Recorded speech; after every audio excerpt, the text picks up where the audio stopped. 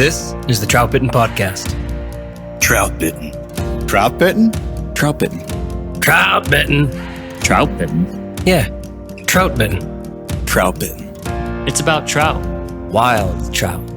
This is Troutbitten.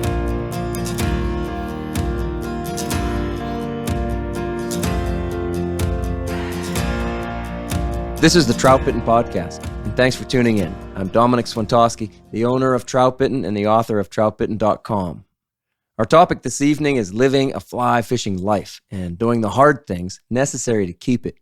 First, I want to quickly thank our show sponsors for this season: Orvis Fly Fishing, Avid Max, Precision Fly and Tackle, Fulling Mill, Smith Creek, Tactical Fly Fishing, Squala, Freestone Coffee, and Grip Studs.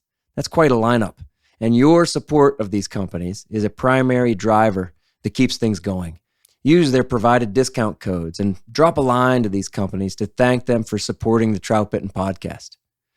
Great. So a fly fishing life, right?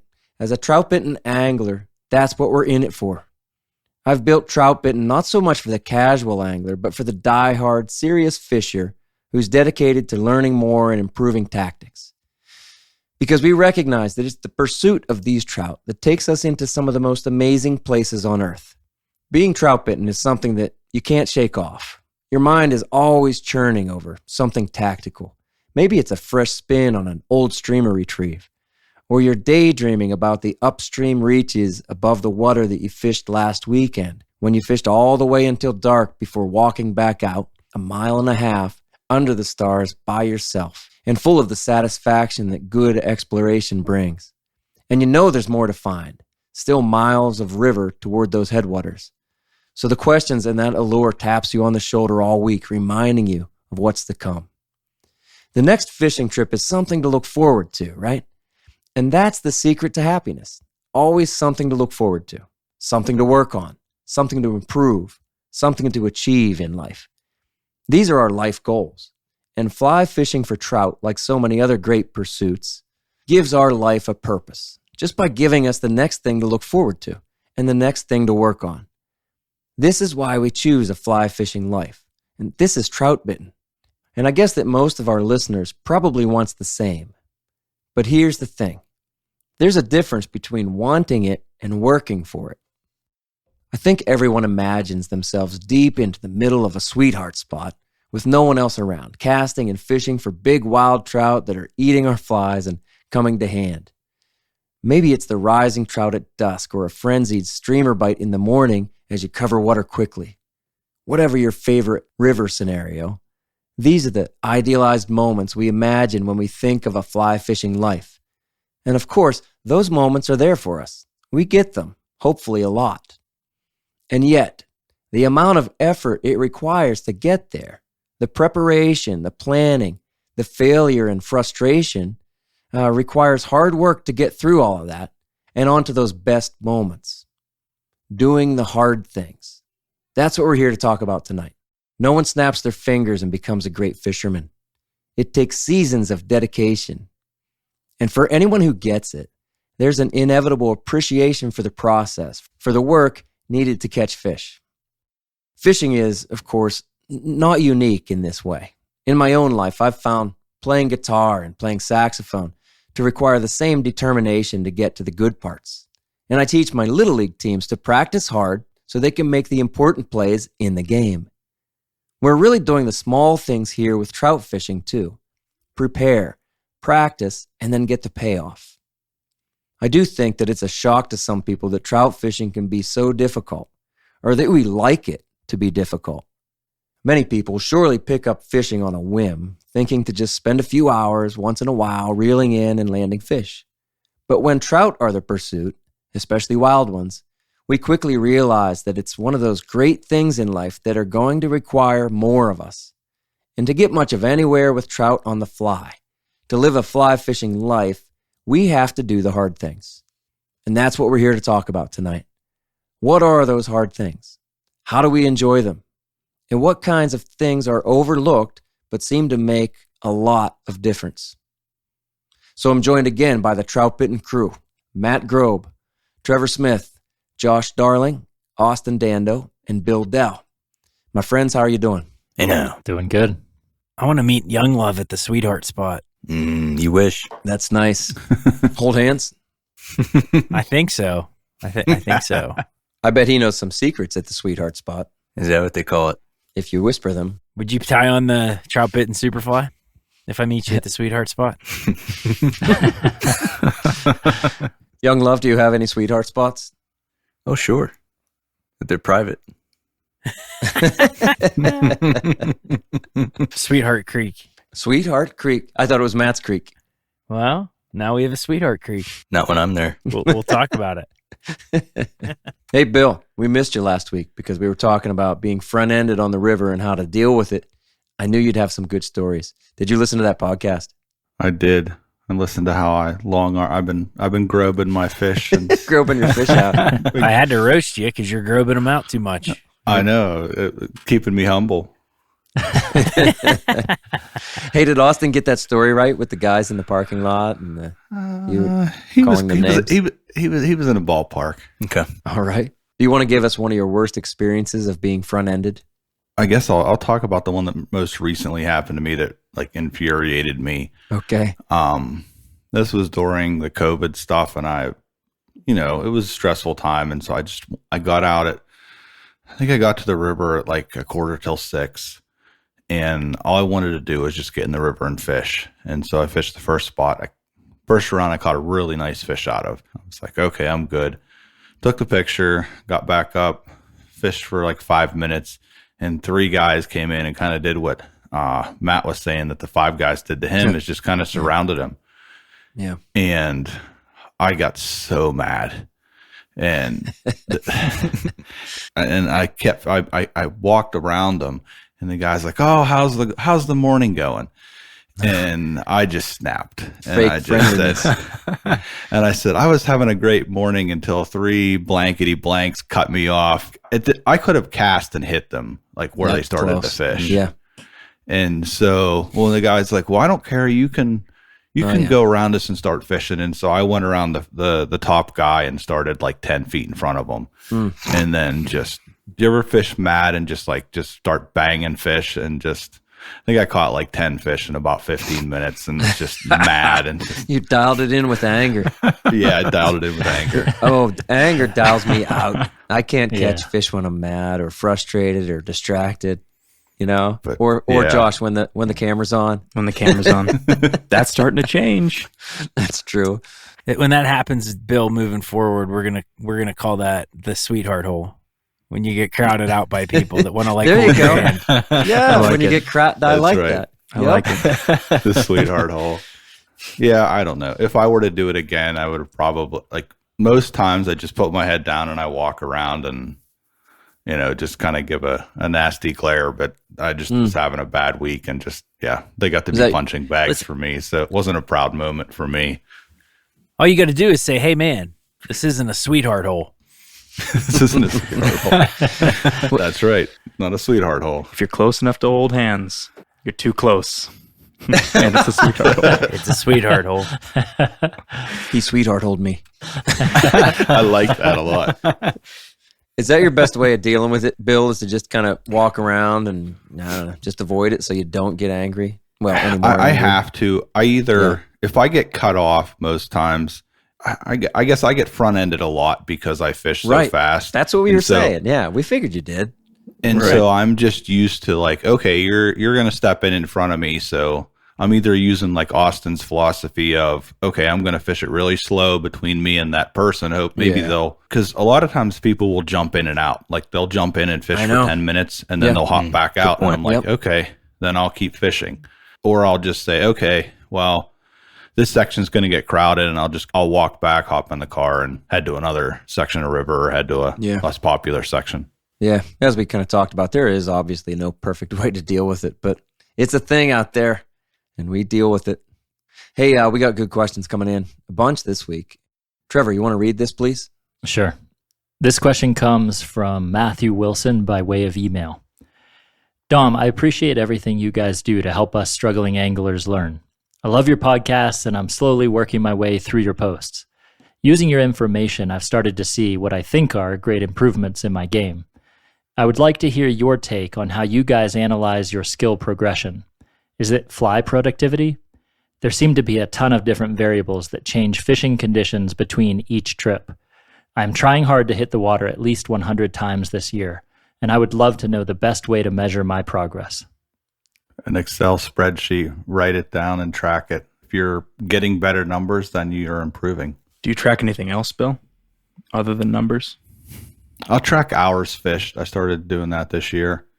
I used to track like conditions to say like, okay, if it's bright and sunny and I catch 2 fish, like, well, it's the conditions.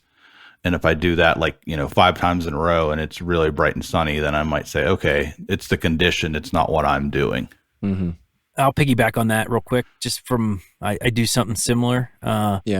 Not so much a spreadsheet, but a pretty detailed journal. There's only one spreadsheet guy here. There's only one spreadsheet guy, but Dear diary. But in all seriousness, if you're serious about it, and there's no boastfulness involved in it, you're strictly doing it for tracking progress. Right. I find that having a clicker, you make my nickname's Numbers out here, but I bring out the clicker and I click every fish I catch at times. When I'm really trying to focus on a skill, I'll look back at the journal and then I have my clicker and I do not fish total. I just do fish per hour. And that was an old Troutbitten thing, Dom, that we used to do, right? Like I feel like we had a scale, right? 1 to 3 fish was slow. 3 to 5 fish was decent, 5 to 7 fish was good, and then anything 7+ per hour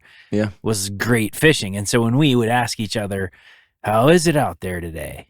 It was pretty good. I knew exactly where Dom was going with his catching, and so I think that's a good way to start tracking your progress. Like I said, not to boast, but to track. And if you want to seriously improve, that's hard data. That will be very beneficial to look back at to track your progress. Nice. Grove, I remember the first time we fished together, you had an app on your phone that you used to track fish, but you also track the species. So like you'd say I caught 50-50 rainbows and browns, 40-60 rainbows, browns. Do you still do that? At times. He caught 100 trout each time? He was saying percentages. Percentages. It was percentages. And that was more for, like I said, this goes into the discussion we'll have later.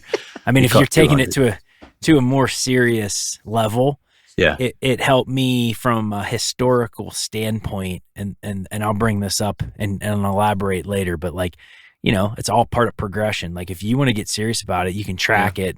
And when you have 3 to 4 times, maybe 3 or 4 times a year to fish, like you can go back at that particular time of year and see kind of what was working and how many fish you caught and what flies you were using. And that's all part of building your fishy resume, as I'll call it. Resume. Anybody else? Aside from counting fish, I know that I started to just do simple things like time how quickly I was switching rigs, time how quickly I was changing leaders. That matters too. I would try to keep a somewhat accurate estimate on how much time are my flies in the water each outing versus how much time am I spending tying flies on, changing rigs and that sort of thing. And, ideally trying to get that as short as possible. I like that. A good indicator, like, I don't know, I fished one day last week when I was off and I missed a lot of fish. And so if you're missing fish, you're doing something wrong, meaning like probably something's off in your mechanics, whether you're not sticking the landing or you're leading too fast or something like that, if the fish aren't comfortably eating your flies and they're kind of grabbing and swiping at it, you're probably doing something wrong technically that's causing you to miss those fish. Mm-hmm. So most of you guys are talking about stats and numbers and time even, Josh. I did that, and I still do that once in a while. I actually did carry a clicker, like Matt. I kept a log, like you're talking about, Bill. And Josh, like you're saying, I actually used to time myself, not necessarily with knots, but I would give myself 10 minutes to fish one area. And I just had a watch just on my left hand. And I just always not always, but often I'd say, 10 minutes for this spot, and that's it. And then I'm moving on. And so I kept stats and I kept records. These days, what I kind of do is, I love that phrase from Sims that says, fish it well. That's it.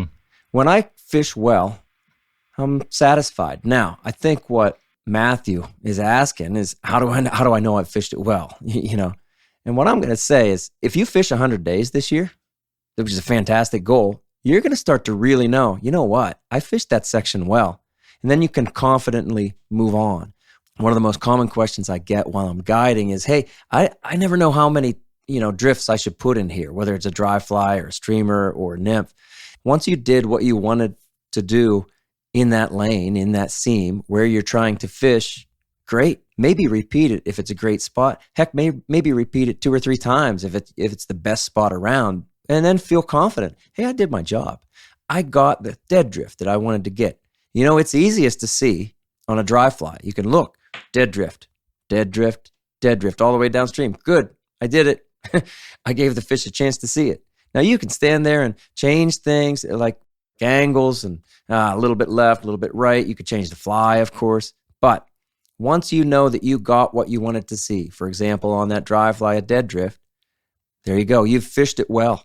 And for me, that's how I know my game is improving. When I can get to the end of a day and feel like, hey, I fished it well. And I mean this. That's the most rewarding thing to me. I might have caught 5 fish, or I might have caught 50 fish. If I can say, hey, I fished it really well and I caught 7 fish today, that's all right. I feel good because I know that my skills have improved and I learned something new and I improved. That to me is real satisfaction. When you say you fished it well, do you consider it like if your first 2 drifts are good versus if it takes you like 8 casts to make those 2 drifts? Do you consider like you're fishing well when your first 2 casts hit the seam, hit everything that you want? Yeah, right on. That's a very cool point. And it depends on what tactics I'm using, but I feel like with a dry fly, I want to get it within the first 1 or 2. With a nymph, especially if my goal is just a nice pure strike zone ride, then it might take me 3 or 4 drifts through, let's say, a kind of a complicated seam with many cross currents and whatnot. That's cool. I mean, and with a streamer, hey man, as long as I get real close to that structure, I might be satisfied and say, hey, I fished that well. I landed within inches of where I was trying to be. Is that what you feel like too, Bill? Yeah, I feel like days that I'm off, like I'm like a section that I might fish that I'm like, okay, I should hit that spot, with 5 really good casts. And if it's taken me 15 casts to get the drift that I want, I start to get frustrated with myself. Like, hey, I'm not fishing as well because, maybe I'm playing with leader formulas or playing with weights. And so, and that's kind of an answer to Matthew's question as well. Yeah. If you're feeling frustrated, well, then you're probably not fishing well. Now, you might have improved from last time if you're not as frustrated as you were last outing. But when you're going to get to that point where you're going to feel not frustrated, you're going to feel pretty satisfied. Man, when you feel that, you did well and you're improving. But yeah, absolutely. The fish count is the thing. I mean, if you're catching fish, well, there you go. I mean, if you're catching more fish than the last time out, that's probably improvement in most cases. But even what you guys are saying is quantifiable. You guys are talking about how many attempts is it going to take for me to get the right drift, and you can keep track of that. If you walk into a spot and say, it took me like 8 casts to learn this section, and so my first great drift was around 8 casts into this spot. Yeah. You can keep track of that. Next time you come in, if it takes you only 2 casts to get that perfect drift, then you're improving. Yeah. Yeah, that's good stuff. I mean, I think to sum it up, Matthew, I think we're all, at the end of the day, pick something to improve on and, prior to your outing and keep working on it, right? And keep learning and keep working towards a specific goal, that you can measure success, whether that's, fishing it well or numbers or casting or tying knots quicker. But don't just go to the stream and walk in blind because, I don't know how that's going to pan out for you, for the casual angler. If you want to take it to that next level, goals and some thought processes are going to be key. And I think we'll dive into that a little deeper here moving forward. I think that's perfect. Precision Fly and Tackle is a family-owned business with a passion for the outdoors and a sense of adventure. They are anglers who enjoy every moment spent on the water with family and friends.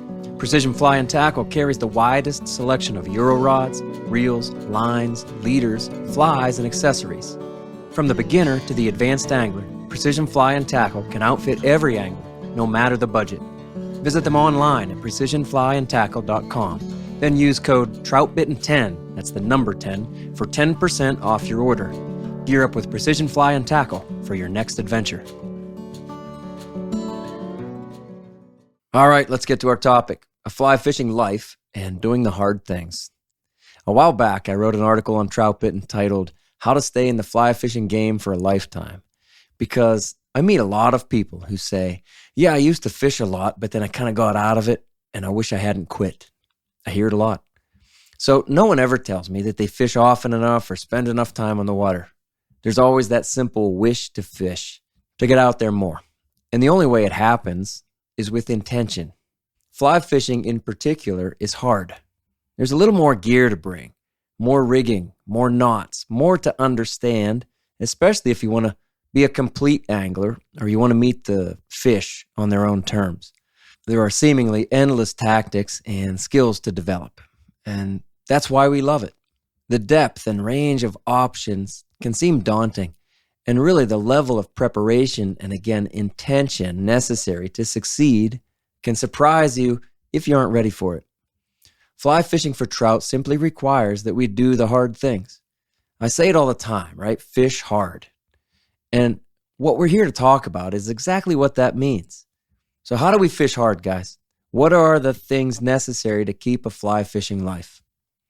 For me, when I graduated college and decided to move to North Carolina, before I left, Tom told me, don't become one of those guys who used to fish a lot. I remember. And that kind of stuck in my head, and those words burned in me. So one of the things that I had to do in order to not become one of those guys who used to fish a lot was drive a lot. Yeah. And so travel became one of the ways I was able to fish hard and stay in it. Because if I didn't, or if I wasn't willing to travel, I simply was not going to fish, at least not for wild trout. You were driving like how far on average? Well, the closest wild trout was 1 hour away. Yeah. So it was hard to do. You know, I couldn't just go out for a morning and come back. Mm-hmm. So I really had to, fight for it more or less. Yeah. And you did plenty of couple hour, 2 hour trips, I remember, right? 2 plus to get to that other just stream. To make it worth it. Yeah. Yeah. You don't always have the trout right in the backyard like most of us do now. Absolutely. Or all of us. I think I've reflected on this some in my own life, and I'm curious what you guys think. But I've never had more of a love for sleeping than I have for fishing. And that typically means I'm just so excited to get out fishing that I'm up at 4, can't sleep, getting my gear together. And I've always just enjoyed the early mornings and even the late evenings, but the mornings in particular. Yeah. And that goes for hunting too, because I do love to hunt a lot. But I wonder whether that comes from a genuine love for mornings, or I think for me it's just a genuine love for fishing, and I think that love for fishing, and once you get out there in the mornings and get to appreciate what's out there waiting for you, you start to love the mornings for that purpose too. I feel like there's nothing more predictable in fishing than dawn, usually being pretty damn good. For sure. Yep. I received some good advice similar to what you were talking about, Austin. When we had our first kid, and I talked with my dad a lot about fishing growing up. I think I've talked about that a little bit. He kind of got me into it. He's a great fisherman, but he told me after we had our first kid, and I was kind of complaining about the lack of time that I had to fish. He said, he had a really specific line. He said he was actually leaving town, and like one of the last things he said to me as he was leaving town was, Josh, I think here's if I could give you one piece of advice, it's sleep less, fish more. Mm-hmm. And so it kind of became that same kind of thing, Trevor. He was telling you to night fish. Yeah. Well, it certainly did turn into a whole lot more of that over the last couple of years, and that's made a huge difference. But we've talked about that some on this podcast with kids, and those are free hours. Nighttime is free hours. Really early morning are kind of free hours, and so it's just fish when you could be resting, fish when you could be sleeping. That's a hard thing. Getting up early is a hard thing. It's still very hard for me. I spent 16 years as a musician who didn't get home till 12, 1, 2, 3 o'clock in the morning. Austin, you know that. Yeah. I used to take you home sometimes. That's right. To your house. There's nothing wrong with that. There's no sweetheart hole here. The sweetheart hole. And so living all those years on that schedule, my body still it's only been since 2019 in December since I was done with my last gig as a musician. And all those years, my body still does not want to get up really early. And Josh, when we're filming, Josh is like, let's go. Like, let's be out there at dawn. I'm like, I don't know about that. Because it's the end of the week, and I think of that day that we record as like my day off, but it's not. It's now part of the job almost to go film something, but it's cool. And the longer I am away from being a musician, the easier it gets. But my gosh, it is never easy for me to get up before dawn so that I can actually be on the water at dawn. But like you said, Trevor, that reward. Mm-hmm. That feeling, it's all yours. We said 2 podcasts ago, if you really want space, go out at dawn. Stop complaining that everybody's out there at noon and get out there at dawn. Yeah, it's all yours. Man, have we seen that too? We've been filming and we are nobody. Even on the best days, we are not running Most into popular spots anybody until right? 11, you know? I went to a world famous river system this past weekend. week. Yeah. And I fished until 10:30 until I saw another human fishing, and it was one person. And I was just like astonished. Like I was cherry picking like a champion. Cherry picking like a champion. That's making the outro. That's fantastic. Can we put that on a shirt? Cherry picking like a champion. That's your job. You do that. Oh man, That's fantastic. Struggling to get up. I think that's a lot of people have that, right? And It's hard. Yeah. I would say I was always a morning person, but boy, when you have kids and you guys know, I mean, the whole morning person thing becomes even more challenging. Yeah. If you have a child that, doesn't sleep so well, but I think it's one of those things that I had to like almost sacrifice some other stuff. Yeah. Maybe it's during the week. Like maybe I didn't go out to the brewery to meet my buddies for beers. And I was like, you know why? Because I'm going to get up at 3:30 and I need my like A game on. Like, and it sounds silly, but I've done it a ton. Like I've made those little choices and changes to not wake up with the excuse to say, oh man, I had one too many. Well, one too many. If I know I got a day to fish, I never have one too many. That's discipline. Yeah, it is. It is. That's seeing ahead and saying, well, I'm going to do this now so I can have that payoff later. You're going to go to bed now so you can fish later. Because you know it's going to go the other way if you do have one too many. Yeah. And how many of your buddies remember about the whole, I had my rant on showing up late. He says, don't be late. I'm not going to be able to fish with anybody out here, but it's true. It's like, look, bridges. You decided to go out last night and I knew you were going out. So when I send you this picture of my namer in 2 hours while you're asleep, are you going to think twice? Well, dude, I can't tell you how many times I'm fishing and get the texts like, man, it'd be nice to go out today, blah, blah, blah. Here, and for 2 hours. Here's a picture of a fly hanging out of a fish's mouth. So yeah, that morning, like we hit touch base on it last week. You might give up some of the dry fly fishing. Some. I'm not saying all. I'm just saying you might give up some of the dry fly fishing. But if you're serious about catching fish at all costs and having solitude, well, those are back to the sacrifice thing. You might not be chucking, dry flies that early, but you can't have everything. Honestly, I admire every one of you for being those morning guys. You guys, none of you seem to have trouble with getting up before anybody else, up before the enemy, right? And getting out there, and there you are. I feel like I have a trouble like sleeping. If I'm excited about fishing the next day, that's cool. I'm waking up every hour looking like, hey, can I get up? Hey, can I get up yet? Wow. And then finally it's like, okay, it's 4 a.m. and like, all right, I'll just drive somewhere and it'll be like now it's like to the point where it's light and you can fish at 5:30 if you want to. Yeah. Days are longer. And this is a guy that fishes 200 days a year. Right. still has that excitement, which is cool. That's cool. Absolutely. I think another thing that I often think about is it kind of piggybacks on what Grobe you're saying is don't despise these little opportunities that you have to engage in the sport, whether that means you get out for an hour or two, and don't despise the chance to get out, by saying like, well, I don't have a whole day, so I'm just not going to go. For me with kids, sometimes my window of opportunity is nap time, or sometimes it's between nap time and dinner, or it's after the kids are down and there's enough light in the sky that I can still fish the spinner fall. Yeah. And if I didn't take advantage of those opportunities, I'd have a whole lot less time on the water than I do.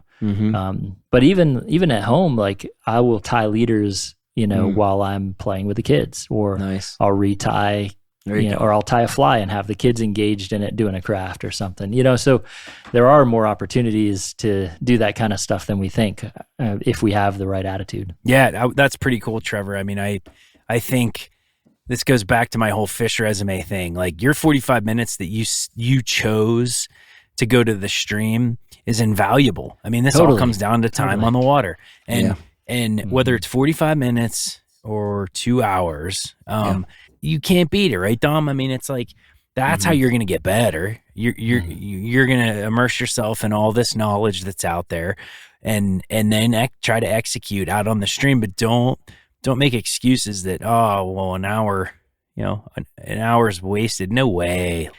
Go pick up some rocks and look at bugs. And Dom, you walk your kids on the stream all the time when they were little, right? Right. Yeah. So You do all those things to sort of make it, whatever it takes to keep fishing as part of your life. That's, I know what we all do. And it's going to make you a happier person and a much nicer person to be around, so that you're not, yelling at three guys on a river because you haven't been out in a couple of weeks. Right. Since 2010, Smith Creek, New Zealand has provided innovative, high-quality angling solutions designed to free up your hands, keep your gear in easy reach, and keep our waters clean. Smith Creek's award-winning rod clip attaches to your vest and grips a variety of rod sizes, freeing up your hands to tie a fly, change a hook, or release your catch. All Smith Creek products are built guide tough, using high-quality materials like anodized marine-grade aluminum, non-corrosive fasteners, and UV-resistant nylon. To learn more about other innovative products, such as the patented net holster, spent line wrangler, or rod rack, visit smithcreek.co. That's smithcreek.co. Tactical Fly Fisher was started in 2015 by Fly Fishing Team USA angler Devin Olson, with a mission to bring American anglers the techniques and gear that dominate the international competitive fly fishing scene. While you may have no desire to compete, you can still benefit from the same strategies which competitive anglers use to make them more successful on the water. Whether you want to buy a Euro-nymphing rod, a stillwater fly line, or just some hooks and beads to fill your fly box, we've got you covered. And our teaching materials will help you learn how to use whatever products fill up your cart. Head on over to thetacticalflyfisher.com and use the code TFF10 to get 10% off flies, fly tying supplies, or terminal tackle.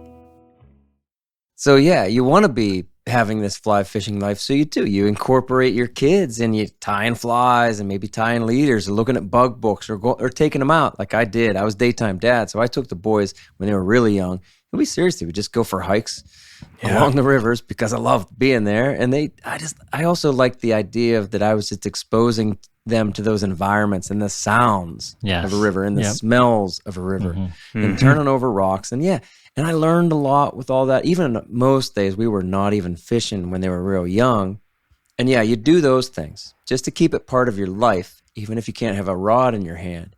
But then every time you can have a rod in your hand, I like what you said there, Trevor, even if you only have a short time, even if it's not perfect. I think this goes along with a lot of the things that we're talking about. Even if it's not a perfect scenario, so what? It's pretty good. It is. Right. It's pretty good. So you go do it. And I think a lot of people are waiting for that, the perfect weather. They're waiting for that, I don't like to just go for 2 hours. I want to have a full day, so I'll just wait. Right.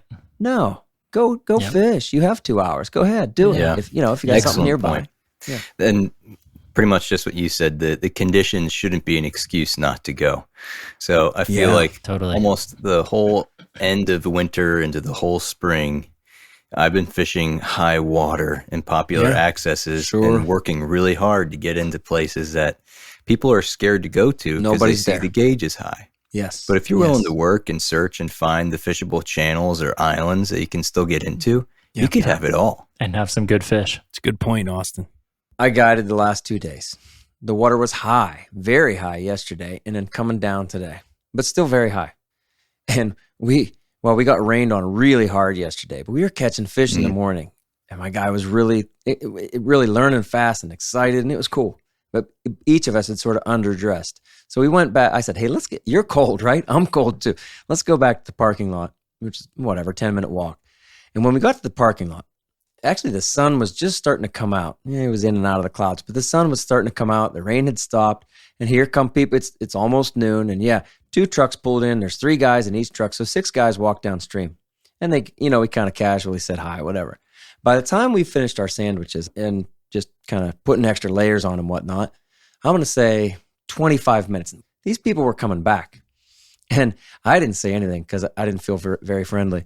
Kind of high down there, huh? Right. My guy said something like, hey, how'd it go? And all 6 of them are like, no, you can't fish that. Well, he can't fish that. And somebody goes, he looked at him like he was stupid. And he goes, do you see that water? Do you see that water? And my friend says, yeah, we were catching fish out of it like an hour ago. And one of the other guys is like, no, well, I don't know. He just didn't believe us. Oh, no way. I don't care if he believes us and whatever. Okay. Seriously, they took off. We went back downstream, caught about 5 more fish in the afternoon. It was difficult. I'm not saying it wasn't, but there you go. An example, right?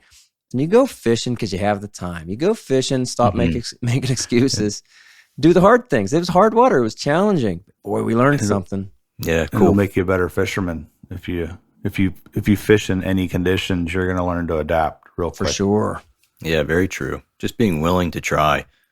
Right. So efficiency for me has been a real adaptation to this kind of lack or paucity of opportunity, mainly as a way for me not to dig out of my fishing time more. And it's been bred by necessity, right? Because and Bill witnessed this earlier this year, if I'm inefficient on the water, I hate that more than anything because I know I have limited opportunities. But I'm curious for you guys, whether your efficiency has been kind of born out of that same, almost drive because of that lack of opportunities at times, or whether you just are efficient people to begin with and just enjoy that sense of kind of accomplishment. I almost have to prep and make sure that I'm efficient. So like I'll notice that things start to get unorganized. And so one day I'm just going to say, okay, I'm going to spend an hour in my car and in my vest to just, let's organize stuff. Yeah. So that when I get on the water, I'm not searching for this or I'm not searching for that. Things need to be in their place ahead of time so that I don't feel like that. That's good stuff, Bill. I think to kind of elaborate on the whole spreadsheet / journal thing that Del and I do. I mean, if I get 2 hours now and I reference, I have a shot to go to a stream and I know, let's say Madison, my daughter's going to go down for a nap from 1 to 3. Well, this goes into from experience in countless outings on the river. I'm fishing I'm making this up, March 15th. I know the Blue Wing Olive emergence is going to happen, roughly at 3:00. So when I get to the water and my rod's rigged, I'm going to have a size 18 pheasant tail on, and I'm going to target the header riffles because I know those bugs are swimming into that fast water and they're going to emerge in 2 hours. And all of a sudden, I'm going to have a really good day because I cut all of the I don't know, trial and error out, but the waste. I earned that. Time. But I earned that because you know what? I wasted a lot of time over the past 32 years of fly fishing, right? Yeah. And I can't harp on that enough that 32 years fishing has given me that, I don't want to say that right, but that freedom to execute in that way because I put my work in. You got the cheat codes. You got the cheat codes to take. You can take the warp whistle and get to the head of the run when the olives hatch and you're ready to go. I like that, Bill. I like that a lot. But see, that's what it takes, though, right? I mean, Yeah. that's Yeah, what you got to put in the time. And then when you only have an hour to go fishing, before you approach the stream, as you're thinking like, oh man, I'm getting off work here in a couple hours, you're starting to think, what am I going to do? Where am I going to go? How am I going to fish? Because you only have an hour. You don't have time to figure things out. So you have to take your best guess before your boots even hit the water. Like you're saying there, Matt, you're going to have whatever, the olive hatch. So this is what you're going to focus on. Sure. That's cool. It is. And I spent most of my life in fishing in Central PA. I lived there for a couple years, but I was telling these guys before, when I came out here, I had to have the drive to do it all over again. I know. I remember. And it's like, oh man, like I wasn't catching fish in some of the spots I thought I should be catching fish. And I'm like, wait a minute. Here's why. Like, skills transfer, but to learn a river, to really learn a river, you got to put your boots on the ground for 4 seasons. And I'm just starting 8 years. I'm just starting to learn it. Yep. And make it a little bit easier.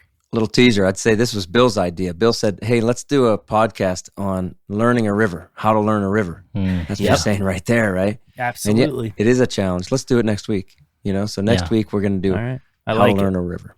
Yep. Nice. When you had that experience of like, I've got a clean slate in Montana, some people would say I'm overwhelmed and it's too much and I'm just going to tap out. When I get in situations, like I guess the mindset that I'm in now is I like the newness of whether it be a new river, a new stream, a new tactic. Yeah. I feel like the longer you're in the game, you have the confidence to say, okay, I may not know the rivers, but I know what I need to do to learn those rivers. Right on. I think just that's my nature. Is I don't typically fish the same stretch. We all know the guys that are going to go and they had good fishing on a certain stretch one day and they immediately want to go back the next day, right? Sure. How many of us know those folks? And look, there's situations that there's nothing wrong with that, right? If if you're having fun, that's great. But like my mindset is I already kind of know that place. Like I fished it and I make rotations and I really try to fish X amount of new water every year. And then out here, if I park at a bridge and fished up last week, well, I'm going to fish down this week. Yeah. And you're just building that resume, right? That you're learning more. And you, in my opinion, if you force yourself to fish like that, you just learn, you learn a lot more. Yeah. Personally, I think. And I think we're all kind of like that to some degree. Well, I think it's a really simple difference between the type of angler we're talking about who they look at that as an opportunity and as an exciting pursuit, right? Plumbing the depths of all there is to know in fishing for wild trout, and not just wild trout, but wild trout within your state, within your region, within this set of streams. And the deeper you go, almost, the more you realize there's so much more to know. And if that excites you and that gets you kind of more interested versus just thinking like, it's kind of, I'd prefer something easier. I mean, there's always bobbers and worms and ponds around. Yeah. And you can spend your day doing that. But I think if you want to grow as an angler, you have to make yourself uncomfortable. Ooh, yeah. If I go down to stream A and I hop in a hole and if you do that every time you go fishing, after the 10th time, you're not really learning anything. Yeah. And you're not going to have any new skills out of it. You do want to be uncomfortable. That's cool. Yeah. Yeah. Everything is a little uncomfortable at first. None of us are new anglers. I think many of our listeners are not new anglers, but plenty are. And as a new angler, I remember everything being uncomfortable. I'm like, I can't even cast this thing. I can't stay out of the trees. And so everything is difficult at first, but then, all of a sudden, you have a good grasp on 90% of the stuff. And then you want to work on that 10% of stuff that you're not any good at. Maybe by now, most of us are pretty decent at 95% of the stuff, but we're still all pushing ourselves to work on that 5%. And I know I like that a lot. That's what entertains me. That's what drives me to continue to get back out there. I feel like people are almost scared, right?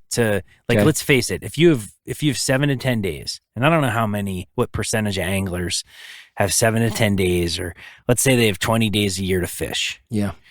It's scary to go and fish something that might not produce when you know there's some Class A streams that are world famous, and there's nothing wrong with that, right? But you're not gonna, all of a sudden, like the coin fish of a lifetime, like if you fish those same 4 streams, for 30 years and you never caught a whiskey or something, right? Yeah. Like, it's probably not just that fish of a lifetime, like, myth. It's probably because you haven't explored, right? Because there's some people that catch a fish of a lifetime 12 times a year, like, right? I got another one. And I got another one, but that was a fish of a lifetime for 98% of the people. But like, good point. Yeah. The 2% put the effort in to get that more. That's not just luck. That's dedication and hard work. Right on. So we've talked a lot about the effort. Yeah, that effort to get out there earlier, that effort to explore, that effort to get out there even when we only have a couple hours, that effort to prepare and think ahead. Yeah, that effort is a big deal. Well, effort carries over into this stuff too, but let's kind of do almost a rapid fire kind of thing here. Rigging, for example, we've said this before, if you can't tie knots, you're kind of in trouble out there. We talk about being a complete angler or somebody who says, well, let me try streamers. Oh, let me try wet flies. Let me try a dry dropper. Many people seem to avoid that because they go, I can't tie the knots. Well, that's on you.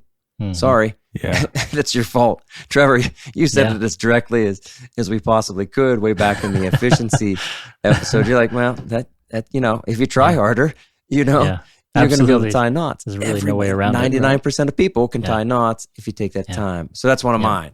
Like, you have to be good at rigging. That's hard. Understood. We understand that.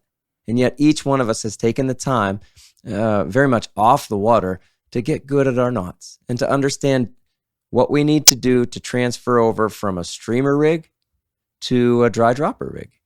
And that might take kind of a wholesale change. But anyway, each of us can do it in a very short amount of time. Reasonable, amount of time. So that's one of mine. Perfecting your rigging, being able to do it quickly and efficiently. Yeah. That's hard, but it's something that we've all gone through and now we can do. Another thing is just stuff, gear we need. If you want to be in it for a lifetime, you're going to wear stuff out. Stuff you buy is going to eventually break. Right. And sometimes it can be annoying. Sometimes it can be fun. Sometimes it's fun to fix stuff. Sometimes it's not fun to buy new stuff. Even tying flies, like, I'm out of 16 hooks. Now I have to go find 16 hooks. Or I don't have this size tungsten bead. That's really annoying. Yeah. But if you're willing to go ahead and just put your time and energy instead of in frustration, but in productivity, you can make it a game and keep it fun. That's an interesting thing about the fly tying. I can't tell you how many people I've gone out with that, like, their fly selection is store bought and somewhat limited. And I feel like once you get into that whole game, you become much more well-rounded because your selection, and we all admit we're mostly generalists, but having said that, we still put that special touch on that general pattern. Yeah. And guess what? Like, I'll go on a little rant here, but like, that goes back to the effort you put in, and so, not all the time, but sometimes when people are asking for flies because you're smoking fish, and they don't put the effort into doing it, boy, you have to pry some of that as magic flies out of my hands because I want to grit my teeth and be like, oh my gosh, dude, like, my daughter screamed for 4 hours last night, and I woke up 2 hours before I went to fish to put 4 of these in my box. And just because you can't find them at the store shouldn't mean I should give you them. That's great. I earned these. Blood, sweat, and tears. I like Matt's that. doing the hard things. Austin talked about gear. Like, I keep kind of like a fix-all type thing in my car that has like bootlaces, that has extra studs, that has like UV seal, that just has like a little bit of everything because I know zip ties. At some point, lots of zip ties. Yeah, right. And so at some point things are going to break down. And so you need that, kind of patch mechanism to kind of keep you out on the water. Otherwise you're driving back home. Sometimes that's 2 hours. Yeah, exactly. You don't want to waste the time that you do have out there fishing. Boy, you better be ready. And that's that preparation that we're talking about, which is kind of hard, but it becomes part of your life. Like you were saying, Austin, these are things that you just do. Yeah, I need tungsten beads. Darn it. You know, the place I usually buy them doesn't have that size. Oh, you know, that's now a I got to familiar order from story these days. Right. Yeah, I got to order from 3 different places. I tried my local fly shop. They don't have the color that I need. All that stuff, right? I hate paying shipping. I know, right? I think to Grobe's point, though, like I think the thing that keeps us doing these hard things sometimes is that you see the rewards that you can reap when you've done the hard work and done things the harder way, and then you say, you know what, I can push a half mile more downstream because I have good boot studs in and I'm not slipping all over the place, or because I have, I know the water downstream because I've been there 3 times before and I've pushed through and fished till it was a little bit past dark and when it wasn't comfortable to do it. And whatever those reasons may be, I think we've all reaped the rewards of difficult things in our fishing that have led to more fish or a good fish or even just a good experience and a good story and a good time with each other. And so it's not like we're not masochistic. We're not out just trying to do something hard with no reward to it, right? Speak for yourself. There's a lot of good to be had in this stuff. When you get beat up, right, Trevor? Like, and Dom, we've talked about this, you and I personally about it, but you know me, like I work out so I can walk that extra mile. And people are like, you don't hear a lot of that in fly fishing, right? No. Like people don't talk about the exercising and whatnot. And I'm like, why are you hiking up? We have a local steep trail. Like I walk up it 3 days a week so I can walk past you when I'm fishing. That's what drives me. That's like the motivation, back to dedication and what allows me to have more time on the water than maybe someone else. I set myself up for that, right? I'm going to wake up at 4. Maybe I'm groggy, but I'm going to perform, so to say, a little better, but I put in a lot of work to get to that point. I think there's a lot of correlations between what we're talking about and what athletes do, right? And I think fair enough. I don't think it's a stretch to say that. And you look at how preparation has really moved into, I think 50, 60 years ago, it looked a lot different in athletics, but nowadays all the way from nutrition to training to gear to mental preparation. And we're talking about all these different aspects that are things that NFL players do, that PGA Tour players do. And we're pretty much NFL players. Pretty much. Same that thing. is where I'm going. The same thing. Yeah, I get what you're saying, Trevor. You're saying high performance. It's everything in life has to point to it if you want to perform. And why not? At the right. best. And why not look at the people doing these types of things at the highest level and say, there's good reason they're doing those things. We've been doing these things in fly fishing kind of in a separate world, but they're all for that same purpose, to perform in the best way that we can. It's not for everybody, right? Like, no, that's fair. And that's fine. Like, and this is extreme. This goes back to, Troutbitten for life. Like, this is kind of where our mindsets are. If you get out there in 5-7 times a year and enjoy that, awesome. Right. But we're talking to all the people that want to get better and are sending us emails, Dom, your emails, and looking at your website and are thriving to get better. Yeah. These are all just things that can help everybody do that. So I'm dealing with my sciatic nerve acted up because I got lazy and I stopped doing stretches and I stopped stretching that out, walking. And so now I had to come home a day early from a fishing trip because I just couldn't stand. Like I couldn't sleep, I couldn't sit, and it just hurt. And so, Stinks. Now I'm paying for being a slacker. But this fly fishing life, it might motivate you, right? To, Oh yeah. I mean, that made me probably the maddest I've been is because I finally got to go to a river that I've been wanting to go in 6 years, and now I had to come home early. And you missed a day, right? Yeah, I missed a day. Bill, this reminds me of Sloop, actually. I was talking to him. Yeah. Well, I was talking to him this week about it. Back to Sloop. Last time I was, hey there, Slooper. Yeah. Last time I was out in Montana, he and I went and fished, and we were figuring out what time to get up in the morning, and we figured out what time it was, and he's, I'll be up 15 minutes earlier than that because I have to do my stretches. I was like, you guys Awesome. what? Yeah. And he's like, I got to stretch. I'm like, all right, man, cool. Yeah, that's great. But he's He was- a perfect example of that. Has stayed in it for life, you know? He was. I picked on him, and like he's like, I went fishing with him once, and he sent me the text, and he's like, you changed it for me. He's like, I had to go sit on the bank because I couldn't fish, and you caught a whiskey, and he's like, it just killed me because I was like, I was fished that run, and he's like, nah, he's like, I got to go sit down, and I caught a big fish out of the run, and he's like, since then, he's like, it's motivated me, and he's like, I went to like the PT, and like he had Nice. the same type of thing, like back problems and stuff. Yeah. So Sure. I need someone to catch a big fish in front of me while I'm sitting on the banks, I guess. We all volunteer. We all volunteer. Just show me where the big one is. Just, Bill, and I'll go I was catch going to say the same thing. Just tell me where to fish, Bill. Throw it up there behind that boulder. it. What else, guys? What else?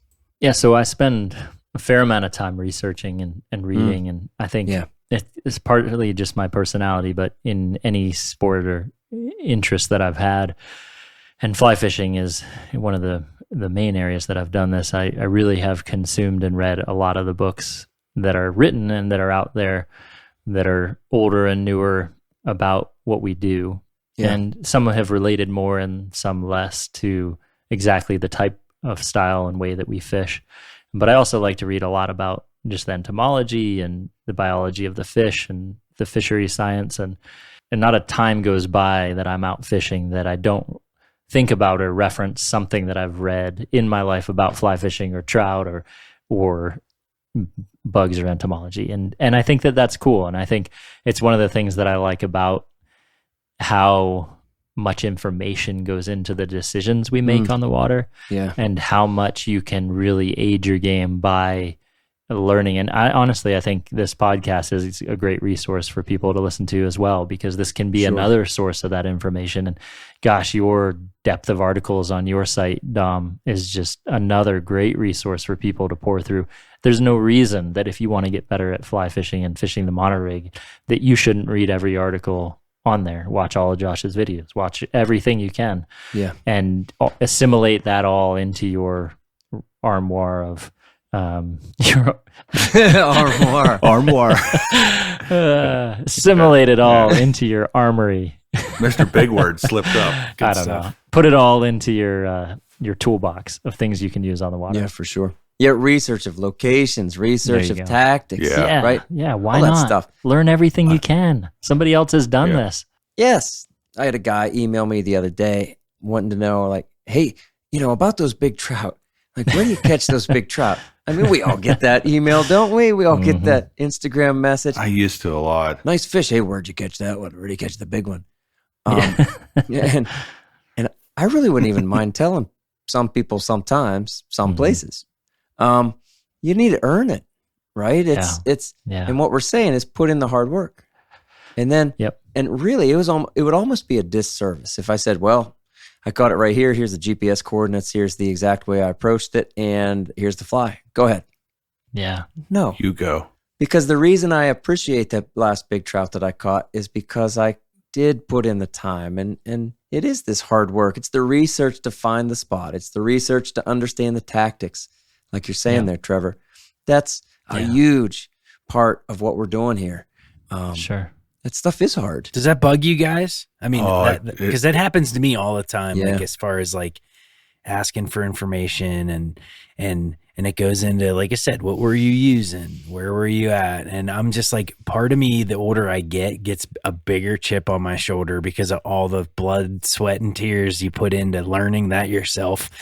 And I'm less likely to give it up unless it's someone, who like Has you done the guys same thing. on this, Yeah. right? Like I'd have no issues, right? Because I know you guys have put your time in. Yeah. But it's like some other folks, it's like, look, how about you just go to the river and let me know what you came up with? Like, just stop overthinking it. Right. Yeah, right. I don't know if it bugs me anymore. I don't know if it frustrates me at people. I just kind of chuckle. I'm like, yeah, that's just not how it works.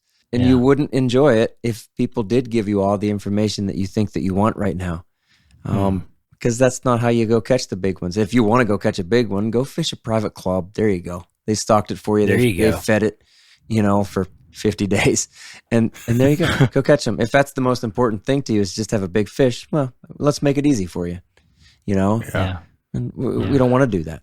When you start talking about research and stuff, like I spend so much time on Google Maps and like the PA boat and fish. And like today, I pulled up the map and I was looking at it and I was just like, man, I like, sometimes I feel like, wow, I fished a lot of streams. And then I look at like that whole northern tier of PA where I feel like, man, there are just hundreds of streams there that I have not even tapped into, that like, it's exciting because it's like, wow, there's still a lot more there to learn and to figure out. Yeah, I know what you mean. It is exciting. Yeah. Making those plans for the future. I don't know about you guys, but like my Google Maps is just full of like just pins. Explore this. Yeah. Try that on the next camping trip, right? Yep. Hey, anything else, guys? Sure. Now, Dom, you had enlightened me on this at the early stages. No, is that bad? No, that's fine. I don't know. Okay. How much enlightening do I do?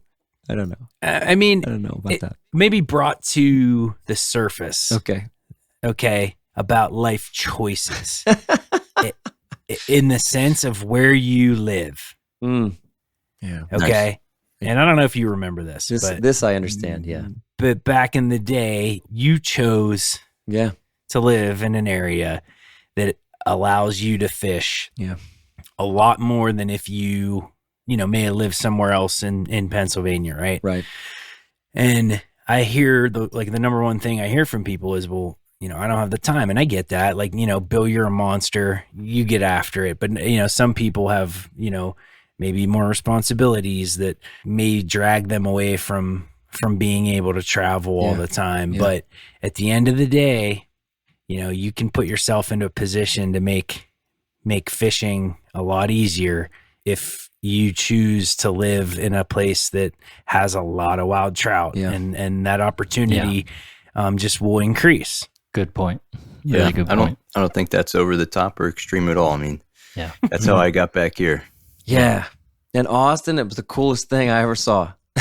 You went down because the job took you there in North Carolina, and it's fantastic. You kind of did all that for a little while, and I just always felt like you were going to come back because you said this is where you wanted to be, and here you are. It's the most exciting thing, really, that I've seen in a long time. Austin's coming back. It's the coolest, and here you are. Here I am. Could anybody be in a spot that didn't give you quick access to fishing? Right, good question. No, not anymore. No. Mm-mm. And for the last 20 years, no, not anymore. I think it would have to be some sort of fishing, whether it be fly fishing, spin fishing. Like I've fished, like I have a pond in my backyard still. And so I've just grown up like being on the water and fishing, since I was old enough to walk. And so if I didn't have some way to fish and to get out of the house and to just relieve stress, I'd be a mental case. You really got hooked at a young age, Bill. It's part of your life. Yeah. Hey, Josh, what did we miss? Anything? Nope. I have one last good. comment. We're very thorough. Austin, please. I had one of my buddies, is kind of funny timing. He texted me earlier this week and he said, you ever have anybody like tell you that fishing is your hobby and like you almost get offended being like, no, it's more than a hobby. There you go. And I thought about that. Right. It's like, you're right. It's more of like a requirement for living than it is a hobby. Right. And those who spend a lifetime on the water view it and can't help but feel it as a requirement of living. Yeah. Fish, therefore I am. A hobby is so much more casual. Mm-hmm. Yeah. It's like collecting baseball, but anything that's considered a hobby, collecting baseball, but any of that has like depths of it. Like if you're really serious about, whether it's collecting baseball cards or anything, you can make it. I guess I have the most respect for people that are really passionate about something. It doesn't have to always be fishing, but there's something in their life that they're very passionate about. Like maybe it is collecting baseball cards or hunting or something like that. Hey, one of my questions to people, just in casual conversation, I don't want to talk about the weather, so I will say, hey, what are you passionate about? What do you love in life? And I guess that's kind of been a bold question through the years. As a musician, I during set breaks, I was always talking to people, and I would ask them that. What are you passionate about? What do you really love in life? You'd be surprised by people how were many all- people I bet have never been asked that. Sure. Probably don't spend a lot of time thinking about it. Sure. And that's what I'm going to say too. So often I would kind of get like, people were kind of taken back by the question and then they didn't have an answer. And I kind of felt sad for them. And that's okay. Right. And I hope that they've found something by now. What I'm saying is we all have this thing we're very passionate about. It's part of our life. Fly fishing is a very big part of our life. And many people I would ask that question, what do you love? What are you passionate about? And they'd kind of look at me and pause. And I swear, a number of times people would say, I really like that one show on TV. Yeah. Boy. Ouch. Like my shows. And I mean, I like my shows, you know, and I guess, okay, cool, you know, and if you really love it, whatever, I don't understand it, but perhaps they're actually feeling the same depth. I doubt it. I think, You tried. I'm trying to be nice about it, right? I don't get it. I don't get how you could have the same depth of experience and drive and passion. And we're out in this environment and we're participating in the environment. I think fly fishing is better than hiking because you're in it. You're holding the fish. You know, this is something that we love because of everything about it. And I don't think you're going to get that same depth because you really like this show on television. Yeah. And so I'm thankful for what we have and the friendships here. Seriously. And we didn't even mention that, but that's For sure. obviously a big reward of it. The connections you have with people and with nature. Well said. Yeah. One thing I'll say is, to me, it's never about hunting like fish size. It's just being about like most days I'm just as happy as to go fish a brook trout stream that is 10 foot wide that I can fish for miles versus, you know, going trophy hunting, just because if you do one of those for a long period of time, you kind of get burnt out on it. So like, if you want to be in it for the long run, don't do the same thing consistently. Switch it up, whether it be different types of fishing, different streams. Good point. Yeah. Yep. Yeah. All right, there it is. A fly fishing life and doing the hard things. So is any of it really that hard? Well, yeah, it is. And that's sort of the point. Rising before dawn, filling the fly boxes, patching waders, replacing boot studs, driving long distances, exploring water that may not hold trout, and working on tactics that give us troubles are the hard things in this game. Maybe none of it is all that enjoyable by itself, but when we do these things as part of our fishing life, when we prepare, plan, and improve with intention, then the rewards that follow reveal themselves with ease. Surely, most anglers who pick up a fishing rod have no idea what they're getting into. It's a hobby at first, but after a few days on a flowing trout stream, after a few fish caught and a challenge is met, the allure of trout fishing on a fly grabs hold of us. The depth of experience out there is hard to match. The options available, the ability to tailor your experience to the types of waters that you enjoy best is unique among outdoor pursuits. So maybe the sports analogy really is the best one here. Because as soon as we start wishing for more, once we start planning for the next river, the next tactic, and the next experience, then doing the hard things becomes necessary and evident. Like an athlete, we learn and then refine the basics. We establish our baseline. Then we tackle the next steps with intention, with research, some planning, and hard work. And the rewards are in that work. The enjoyment is the journey. But it's also pretty sweet to be standing midstream among the best hatch of the season with a precision casting stroke carrying the fly into the ring of every rise. Set the hook and you know that you've earned it. Prepare, practice, and enjoy the payoff. Thanks again for your support, everyone. If you like these podcasts, then find the latest addition to the Troutbitten project over on the YouTube channel. I think you'll enjoy it. Austin, will you read us out? Yeah. All right. So remember, Troutbitten.com is a free resource for all anglers. With over 800 articles, there are stories, commentaries, tactics, tips, and more. Find what you like through the top menu and through the search page. Navigate by way of the categories and the tags, too. Thank you for listening to the Troutbitten Podcast. Please give the show a 5-star rating on Apple Podcasts and leave us a comment, because it really helps. Until next time, friends, fish hard, enjoy the day, and find your life on the water.